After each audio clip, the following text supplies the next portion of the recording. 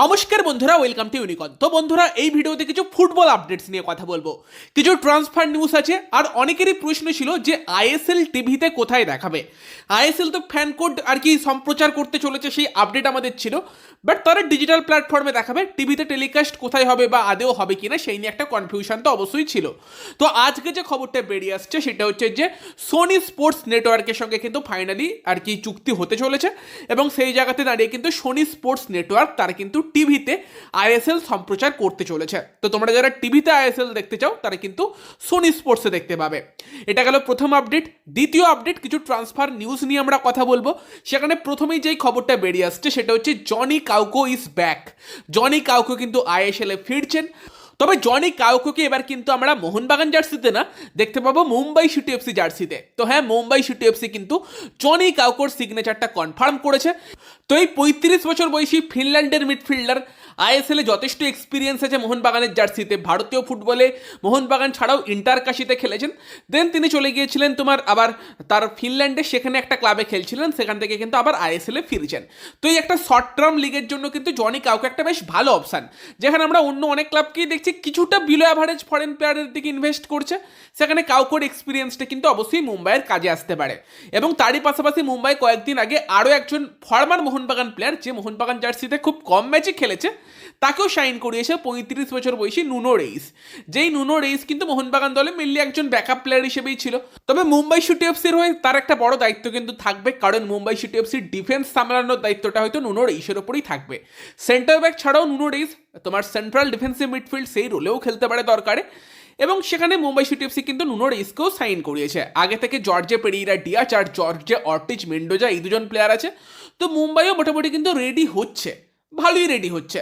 বাকি ইস্টবেঙ্গল কিন্তু তাদের একটা নতুন স্ট্রাইকারের শাইনিং কনফার্ম করেছে। কালকেই হয়তো অনেকে আপডেটটা পেয়ে গিয়েছো, আজকে সকাল থেকে তো আর কি দেখাই যাচ্ছে সোশ্যাল মিডিয়াতে। অ্যান্টন সোবার্গ, যে কিন্তু একজন তোমার ড্যানিশ স্ট্রাইকার, ডেনমার্কের স্ট্রাইকার, তাকে কিন্তু ইস্টবেঙ্গল সাইন করিয়েছে। 25 বছর বয়সী এই ডেনমার্কের আর কি স্ট্রাইকার কিন্তু সেন্টার ফরওয়ার্ড হলেও সেকেন্ড স্ট্রাইকার বা অ্যাটাকিং মিডফিল্ড সেই রোলেও খেলতে পারে। এবং শেষ দুটো মরশুমে তার যা স্ট্যাটস দেখছিলাম সেখানে হ্যাঁ খুব একটা বড় লেভেলে কিন্তু খেলেনি। তোমার ইউএসএতে সেকেন্ড ডিভিশনে খেলেছে আর ফেরোয় আইসল্যান্ডে খেলেছে। তবে সেখানে দুটো মরশুমে দেখলাম 15টা গোল আছে, 9টা অ্যাসিস্ট আছে, যেখানে কিন্তু ঠিকঠাক স্ট্যাটস, বাট গোলের পাশাপাশি কিন্তু অ্যাসিস্টও আছে, সেই একটা এবিলিটি কিন্তু চোখে পড়লো। বাকি তার ওভারঅল কেরিয়ারের কথা বললে বেশিরভাগ সময়টা ডেনমার্কেই খেলেছে, ডেনমার্কের থার্ড ডিভিশনে খেলেছে। দেখো, টু বি ভেরি অনেস্ট, যে সে খুব একটা হাইফাই লেভেলে খেলেনি। তবে এটাই এই বছর আইএসএল আমরা দেখতে পাবো, খুব হাই লেভেলের ফরেন প্লেয়ার আসবে না, এর থেকে বেটার প্লেয়ার হয়তো আইএসএল এ খেলে গিয়েছে। বাট ঠিক আছে, যে শর্ট টার্ম একটা ম্যানেজ করার জন্য ইস্টবেঙ্গল কিন্তু এই প্লেয়ারটাকে নিয়ে আসছে। তবে এই এতটা অল্প সময়ের মধ্যে একটা প্লেয়ার যে প্রথমবার এই টাইপের কন্ডিশনে খেলবে, কতটা মানিয়ে নিতে পারবে, সে একটা প্রশ্ন অবশ্যই থাকবে। তবে আমি পার্সোনালি ডেভিডের মতো প্লেয়ারকে আরও বেশি যদি ইস্টবেঙ্গল সুযোগ দেয়, ওই পজিশনে খুশি হব। তবে ডেফিনেটলি ইস্টবেঙ্গল ফরেন ব্রিগেডে আর একটা অপশান বাড়িয়ে রাখছে। যদি প্র্যাকটিসে ভালো করে তাড়াতাড়ি মানিয়ে নিতে পারে, ডেফিনেটলি ইস্টবেঙ্গলের জন্য একটা ভালো অপশান হয়ে উঠতে পারে।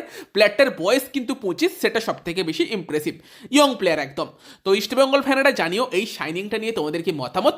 আর বাকি মোহনবাগান কিন্তু আমের রানাওয়াটে তাকে কেরালা ব্লাস্টার্স থেকে সাইন করিয়েছে লোন ডিলে। তো এই 27 বছর বয়সী রাইট ব্যাক, যে কিন্তু সের্জিও লোবেরার আন্ডারে অনেক ফুটবল খেলেছে, অনেক ভালো করে তাকে কোচ লোবেরা চেনে, তাকে কিন্তু সের্জিও লোবেরা মোহনবাগানে নিয়ে আসছে। এবং সেই জায়গাতে দাঁড়িয়ে আশিস রায়ের ইঞ্জুরি সেটাই মেন কারণ যে আমের রানাওয়াটাকে নিয়ে আসছে। সেখানে ডেফিনেটলি মোহনবাগানের রাইট ব্যাকে সেই অপশানটা বাড়ছে।